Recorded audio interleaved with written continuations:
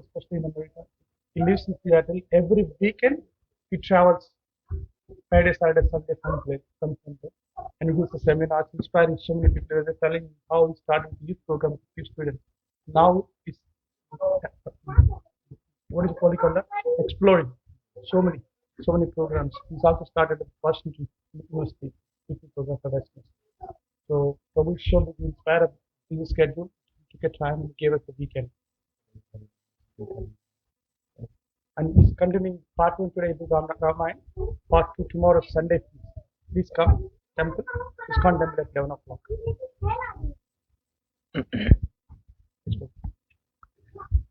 Hare Krishna. Hare Krishna. Krishna Krishna. Hare Hare. Hare Rama. Hare Rama. Rama Rama. Hare Hare.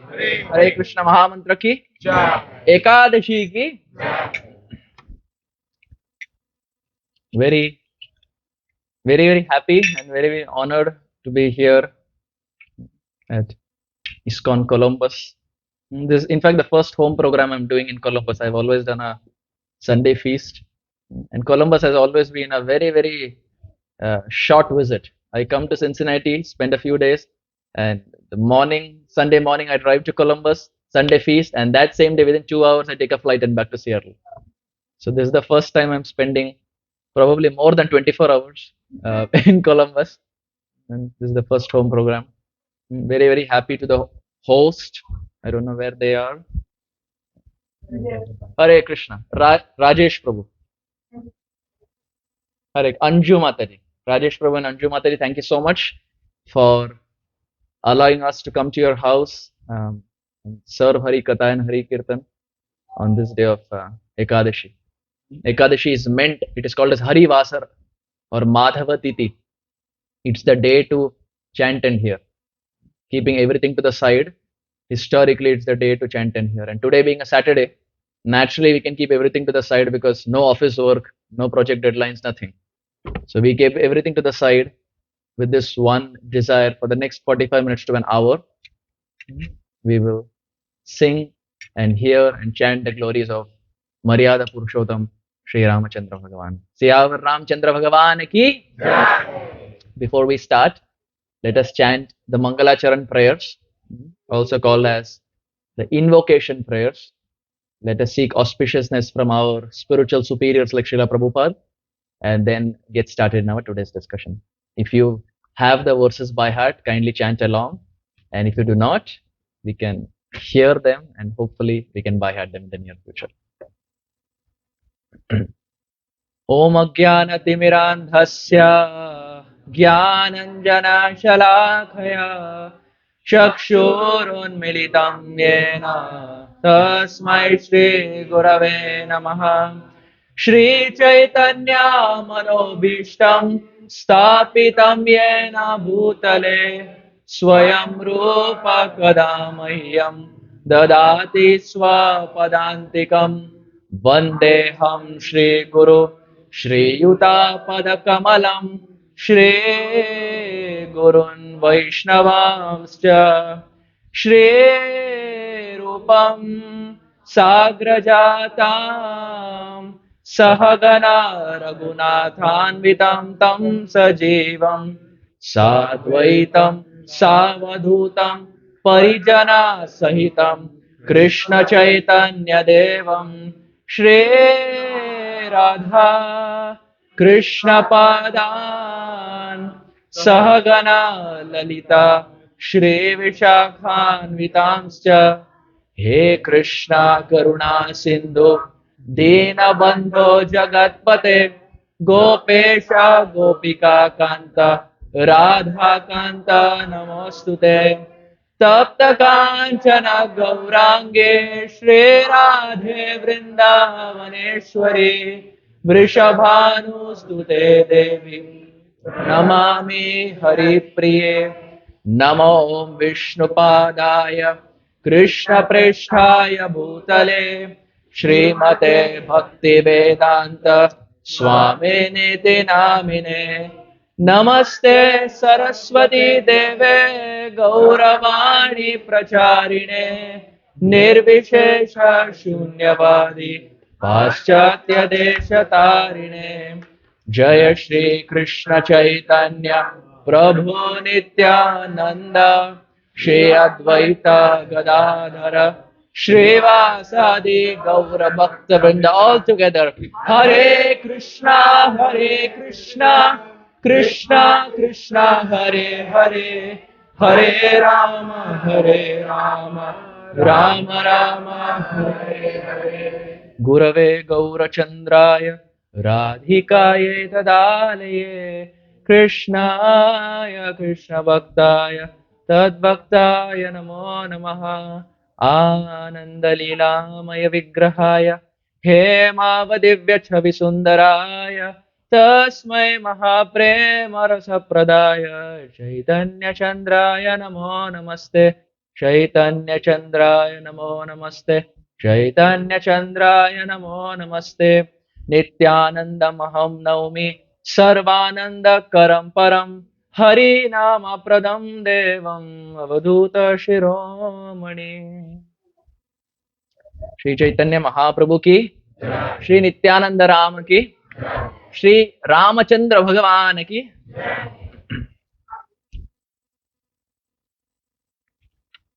as we mentioned, today is the day of Ekadashi. Eka means 1 and Dasha means 10. So 1 plus 10, 11. It is called Ekadashi because it is the day where we use all our 11 senses in chanting and hearing about Krishna. 5 working senses, 5 knowledge acquiring, and 1 mind. We use all 11 senses completely in chanting and hearing about Krishna. Srila Prabhupada narrates a very beautiful story, probably not documented or not recorded, but I happened to hear this from Badri Narayan Maharaj from San Diego. Srila Prabhupada was there in Los Angeles and narrated this story. Very interesting story. This story is back when Prabhupada was a Grahastha. When Prabhupada was a Grahastha, he had one Muslim friend. And this Muslim friend and Prabhupada were best friends. In Hindi, you say jigri yaar, best friends. So Prabhupada sometimes would go to his house and the Muslim friend would come to Prabhupada's house. And one day Prabhupada invited him for lunch. They decided on a date and Prabhupada invited him for lunch. And the date was decided and this person was again going back, the Muslim friend, he was again going back to his house. And when he was going back, at that time Prabhupada, he thought to himself, oh Krishna, that day is Ekadashi. I invited him for lunch, but that day is Ekadashi, so what can I serve him? Because those days were different. During Prabhupada's time, Ekadashi was proper full fast, proper austerity. Of course, now I didn't want to say that, so I was looking for words. Things have changed. Kala Desha Patra, time, place, circumstance. So Prabhupada was thinking, Are Baba, it is Ekadashi, what will I give him? And no phone call, no WhatsApp, no Snapchat, no Instagram, nothing of these things. Oftentimes I say this, that our goal is not Instagram. Our goal is to worship the Lord of Nandagram. Our goal is to worship the Lord of Nandagram, not Instagram. But anyway, we use technology to spread Mahaprabhu's mission. We are not against any technology. Anything that helps us spread, as Saraswati Thakur has taught us, and Srila Rupa Goswami has taught us, Yukta Vairagya. Whatever can be used, we use it for Krishna service. So Prabhupada thought to himself, Are, it is Ekadashi. What will I give him? After a few days, this person came back, Muslim friend. Day of Ekadashi. He came to Prabhupada's house, he knocked. Prabhupada opened. And Prabhupada was very dejected. Prabhupada said, I'm very sorry. I know I invited you for lunch, but I'm sorry. Today is Ekadashi and unfortunately I cannot give you anything. And the Muslim friend, he said, Thank God. I also follow Ekadashi. Good that you said that I also follow Ekadashi. So Prabhupada said, wait a minute. You are Muslim and you follow Ekadashi. Just like we are having a question mark. Talmel betta nahi hai. What is the connection? So Prabhupada asked him, you are a Muslim. Why do you follow Ekadashi? Or how do you follow Ekadashi? What is the inspiration? So he said, huh? No. Prabhuji is saying Ramadan. Of course, that is 30 days. That is too much austerity. Our acharyas are kind, they have given only 1 day fasting. If it was 30 days, we know our condition. One Pandan Rijal Ekadashi, and our stomach is already growling inside. Mind, by the time it's sunset, the mind is thinking, next day, what will I have to break my fast? By the time it is sunset, next day morning, how do I break my fast and with what should I break my fast? And what is the parent time? We have never been so time conscious. The only time Indians are time conscious are Dwadashi. What time can we break our fast? We are known for IST. If the time is 6 o'clock, we come at 6:30. It is a known thing. Indians are known for IST. But the only time when we perfectly follow is Dwadashi. Kitne baje we can have grains. Whether if you are a North Indian, it's going to be aloo paratha. If it's a South Indian, idli dosa. I'm really sorry, it's a wrong day to give this example. Oh, Krishna.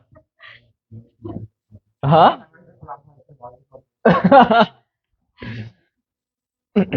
So where are we? Aloo paratha. Huh? Muslim friend, yes. Prabhuji is there. So Muslim friend, he told Prabhupada that Swamiji, not Swamiji, Abhay Babu. Prabhupada was not sannyas back then. Abhay Babu, I also follow Ekadashi. Prabhupada said, how? He said, one time I was walking in the street. It was night time. Please hear this real story. Prabhupada said it in a room conversation in Los Angeles. This Muslim person was walking in the road, and in the bushes, night time, he heard a few people laughing. So he turned around, and it were 3 ghosts. They were laughing. So he looked up to them and said, why are you laughing? So the ghost said, we have a good news. Tomorrow, so and so rich person is going to ride a horse. The horse is going to fall down. The horse is going to die. This person sitting on the horse, his head will hit the rock. His head will crack. He will die. And lo and behold, he is also going to become a ghost like us. So we are happy that we are going to get one more friend in our gang. From 3, the number is going to become 4. So they were happy. So this person said, okay. Few days later, again he was walking same street. And now he hears crying sound. So he looks, and same 3 people are crying. So this Muslim person said, crying like this. These 3 were crying. So this Muslim person looked at them and said, why are you crying? Didn't everything happen according to your plan? They said, no, that's why we're crying.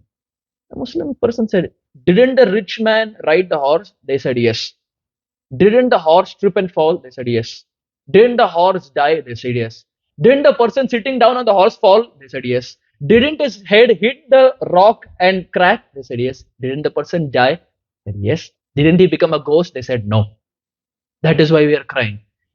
He said, why? What happened? These ghosts, they said, the day he died, that day he had a fight with his wife. And as protest, he did not eat anything. And dear devotees, that day happened to be Ekadashi.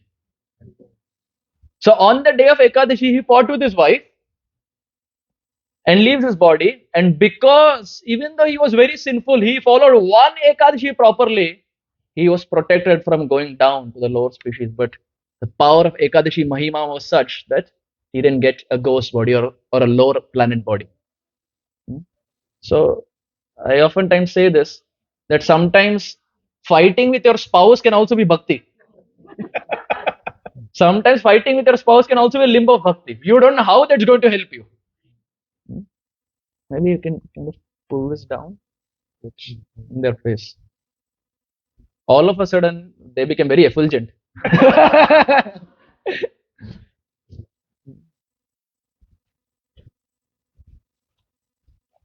I remember I was in Atlanta.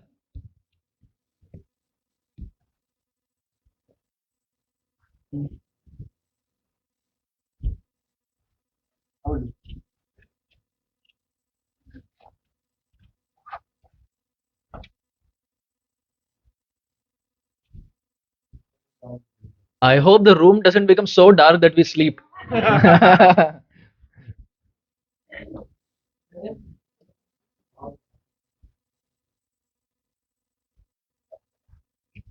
That's okay. Nice.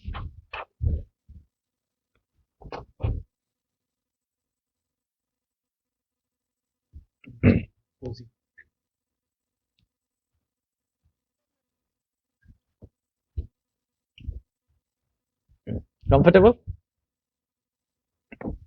I remember I said light. I was in Atlanta, 2019, and it was Panihatti Festival.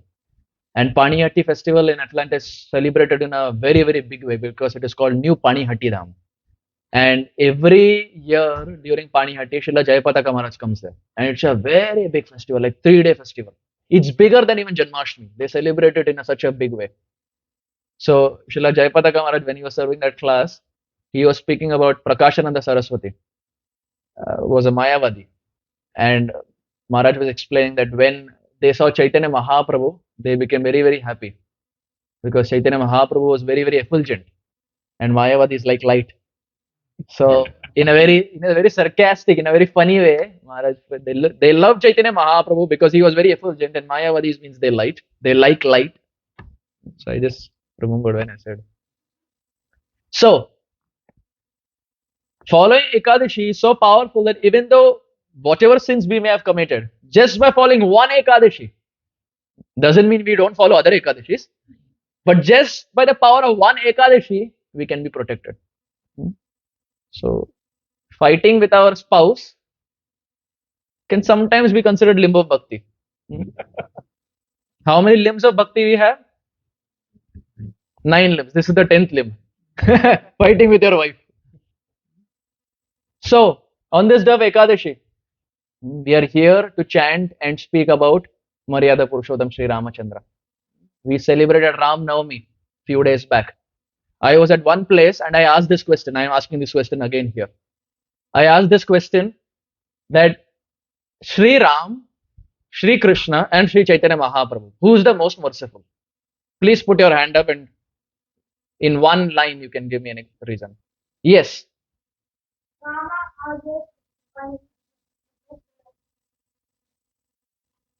Okay. What is your name? Daivik. Daivik Ram. Achha, that's why you said Ram. It was a strategic answer.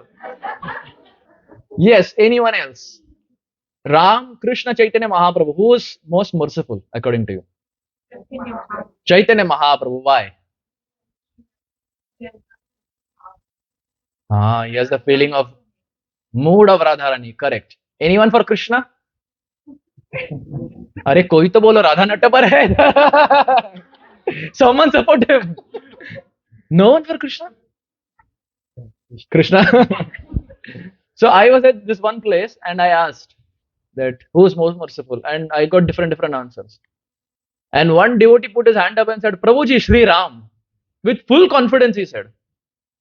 So I always thought Namo Mahavadanyaya, Mahaprabhu is most merciful. His explanation was out of this world. He said, Prabhuji, when does Krishna appear? I said 12 o'clock at night, which means fasting till night 12 o'clock. When does Chaitanya Mahaprabhu appear? 6:45, which means fasting till 6:45. When does Ramachandra appear? Noon. Who's most merciful? Sri Ram Chandra Bhagwan ki jai. My goodness, some devotees have their own understanding and they have logical answers to back it up also. If Rupa Goswami would have heard such answers, I think to protect himself, he went before that. But of course, in reality, it is Sri Chaitanya Mahaprabhu who is the most merciful. Because devotees have their way of perceiving things. Sri Ram, no doubt, is very, very glorious. We find that when Bhishma Dev, the first canto of the Bhagavatam, we find when Bhishma Dev was departing this world, he was on a bed of arrows. Bano ki shayya mein soye the Bhishma Dev. And when he was there in the bed of arrows, at that time Bhishma Dev, he says something very interesting. he gives the reason why Pandavas were always protected. He says there were three reasons why Pandavas were always protected. Even the obstacles were always there in their life. There were three reasons why the Pandavas were always protected. He said, first, they always respected the Supreme Lord. Second, they always respected the devotees of the Lord. And third, they never followed adharma. They always followed the path of dharma. And Shastra always explains those who follow the path of dharma, dharma protects them. Dharma rakshata rakshita. Those who follow the path of dharma, dharma will protect them. So three reasons. What are the three reasons? First, they respected the Supreme Lord. Second, they respected the devotees. And third, they followed the path of dharma. And just like the Pandavas always followed the path of dharma and always had the backing, always had the protection of Sri Krishna, if the devotees of the Lord always follow dharma, what to speak of the Supreme Lord? Where do the devotees get the quality from? They're getting it from the Supreme Lord. So if Pandavas are always following, what to speak of the Supreme Lord? Valmiki Ramayana explains that Sri Ram is the epitome of following dharma. There was never a point that he broke dharma. Ekapatni Vrata, his father asked him to go 14 years exile. He followed, he never argued. Sri Ram never said, why do bad things happen to good people? He never argued. He never argued. He is Bhagavan. Imagine the next day you're going to become king. Or I put it this way. We are in Kali Yuga, we are in the IT world. Imagine tomorrow you're going to become the CEO of Apple. Imagine tomorrow you're going to become the CEO of Apple and tonight you're laid off. Isn't it painful? You had so much hopes, so much aspiration. You're going to become the CEO. And overnight, everything topples. Sri Ram's life was not different. He's going to become the king. Everything was picture perfect. And all of a sudden, conspiracy and some spice, some mirch masala. And all of a sudden, now he has to go for 14 years exile. But never did he crib. Never did he complain. Not even a single word in the whole of Ramayana we find Sri Ram is chastising or arguing with his father. Why do bad things happen to good people? Never. Always followed dharma. But primarily in the Ramayana we find there is one thing that is very explicit, and that is sambandha or relationship. How relationships can be perfectly met. And this is often a scenario that develops in our life because we wear so many hats. There's one hat that we wear at home. There's one that we are there in the temple. And if you ask the children will say, the father whom I see in the Sunday feast is very different from the father whom I see at home. Two different personalities. Oftentimes happen. Ghar ghar ki kahani. And that same father is very different in a corporate environment. Same person, but different features he has. And it's very difficult oftentimes to wear these different hats, to maintain these relationships, to maintain this sambandha. But Valmiki Ramayana very beautifully explains how one personality, Sri Ram, wore multiple hats and juggled multiple balls and made sure that every relationship that he had around was perfectly met. Valmiki Ramayana explains that hearing the pastimes of Sri Ram, there are three benefits of hearing the pastimes of Sri Ram. The first benefit of hearing the pastimes of Sri Ram is the mountain of sins that are there in the heart get completely destroyed. Do we agree we have sins? Anyone who can put their hand up and say, Prabhuji, kuch bhi nahi, pure devotee. Anyone? We all have something, some sin. Do we agree we have sinning tendency? We may know it's wrong, but somehow the situation is such, हो जाता है प्रभु जी हो गया. I know it is wrong, but हो गया मेरे से. So sin is there, sinning tendency is there, and third, we all also have envy in the heart. In a Sunday feast, we are all there in a Sunday feast, and Naveen Krishna Prabhu is announcing that this Mataji made cake. This Mataji made chapati. This Mataji made sabji. I don't know why I'm giving prasadam examples today. Especially on a day of Ekadashi. Just imagine, Prabhuji is giving, he's saying, this Mataji did this Mataji did that Mataji did this. And your name is not taken. While in reality, you also contributed. Immediately you start thinking, hey, I also did. I also did. And you want to, if he is having the mic, you want to pull his dhoti and say, I also did. Announce my name. Prabhuji, I also made something. That Mataji's name is announced. My name is not announced. I joined movement before that Mataji. She made cake. I taught her to make cake. And her name is announced. My name is not announced. Happens with everyone. This is just one example. I think already in our mind, examples are coming.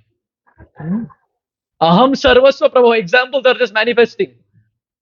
We would have seen this. So why am I saying this? Valmiki Ramayana explains by hearing the pastimes of Sri Ram, these three things that every single individual in Kali Yuga has gets destroyed. What are the three things? Sin, sinning tendency, and envy in the heart. Because naturally, in Kali, you ask anyone to do anything, the first immediate question is, मुझे क्या मिलेगा? हाँ, कर तो लेंगे, मुझे क्या मिलेगा? What will I get? That's the first question. So Valmiki Muni understands this mindset. Shukadev Goswami understands this mindset. So time and again they give benefits of why we should hear the scripture and what we will gain. Envy in Sanskrit is compared to a fish. Matsaryata. Matsya basically means fish. You see, the first incarnation of the Supreme Lord we call Matsya Avatar. Fish means Matsya. So envy is compared to a fish. Why? Because it is normally seen that when a small fish, you call it a tadpole? Small fish? That's a frog. What do you call a small fish? Small fish? Oh, no name? Okay. So small fish. We will do the naming ceremony later. Probably the small fish does not have IDC yet, so cannot get a new name. Huh? No social security number. No 401k. So generally it is seen that when a small fish is put in a water body, the big fish that is there, it starts thinking to itself, one day this small fish will become big fish. And this big fish will become so powerful that at that time I will be old. So then this big fish will now eat me. So that that day doesn't arise in the future, I will now Mahaprasade. I will now eat it. The envy in the heart, the future, he will become big in this water body and he will become the king and I will be not considered. Better I finish it off. This tendency is seen in the fish, and that is why envy is compared to the fish, Matsaryata. So this tendency of envy or sin or sinning tendency can be removed by hearing the pastimes of Sri Ram. So does it make sense? Is it worthwhile to hear? Or no? Yes. Prasadam? Mahaprasade? Ready? Sri Ramachandra Bhagavan ki? Much louder. Sri Ramachandra Bhagavan ki? Sri Ramachandra Bhagavan ki? Those who were sleepy, that was a nice wake up call. So, Sri Ram, in the Valmiki Ramayana, there are multiple sections. We have Balkand, Sundarkand, Ayodhya Kand, Kishkinda Kand, etc. Huh? Yuddha Kand, yes. So multiple sections are there. Just like in Chaitanya Charitamrita, we have Adi Lila, Madhya Lila, Anti Lila. Bhagavatam, we have Canto 1, Canto 3, etc. Chaitanya Bhagavat, we have Adi Kanda, Madhya Kanda, Antya, Shesh Bhag, Shesh Kanda. Likewise, Valmiki Ramayana also gives the same. In the Kishkinda Kand, there is a very beautiful narration that comes. So please hear, this is simply storyline.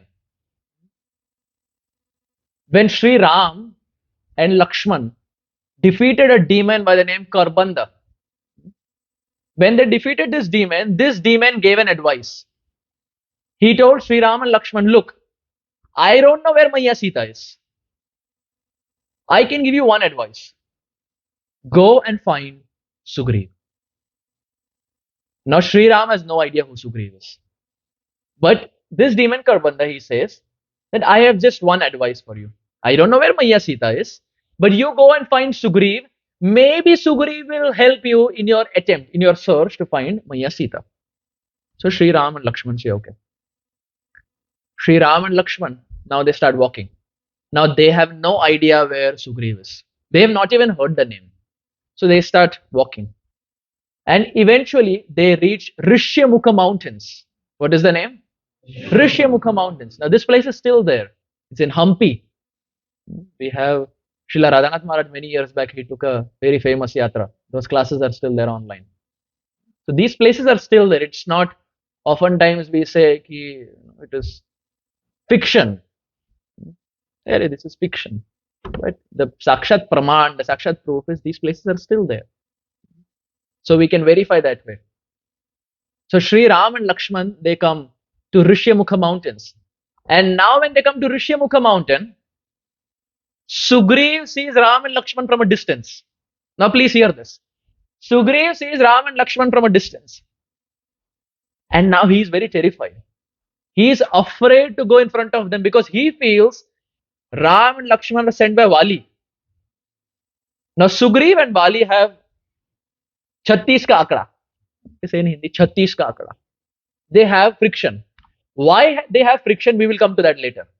So Sugriv feels, maybe my brother Vali has sent these two personalities. Sugriv has no idea that they're Sri Ram and Lakshman. So he looks towards Hanuman and tells Hanuman, you go and you speak to them. You see who they are. You do the interrogation. Oftentimes you see when you land in America, and if it's the first time, you have immigration. And they ask you so many questions. What is the purpose of visit? Why you have come? What is the address? Do you have family members? When are you going back? Return ticket. They have like a list of questions. So here, Sugriv, he looked at Hanuman and said, go and speak to them. Go and see whether they're actually my well-wishers or they're sent by Vali. So Hanuman says, okay. These two brothers come to the Rishyamukha Mountains. And at that time, Hanumanji, he comes. And Hanuman introduces himself. Hanuman says that, I am Pavan Putra Hanuman, Anjani Sutta. I am Pavan Putra, my name is Hanuman and I work for Sugriv.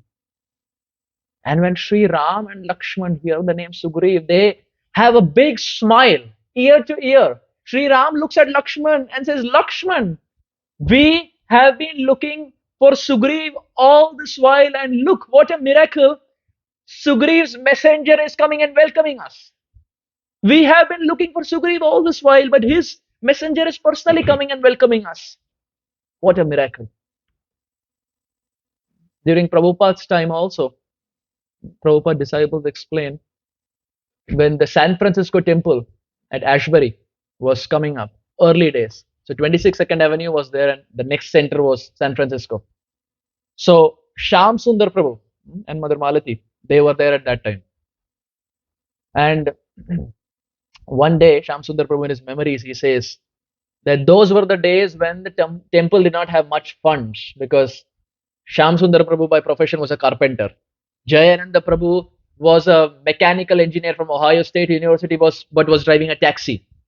So not many were working. So funds was always a challenge. And at that time, the place that they were living in, the temple, they had not paid the rent for 2 months. And the landlord had already given an ultimatum, if you don't pay the rent this month, you have to leave. Now they have no idea where the money is going to come from.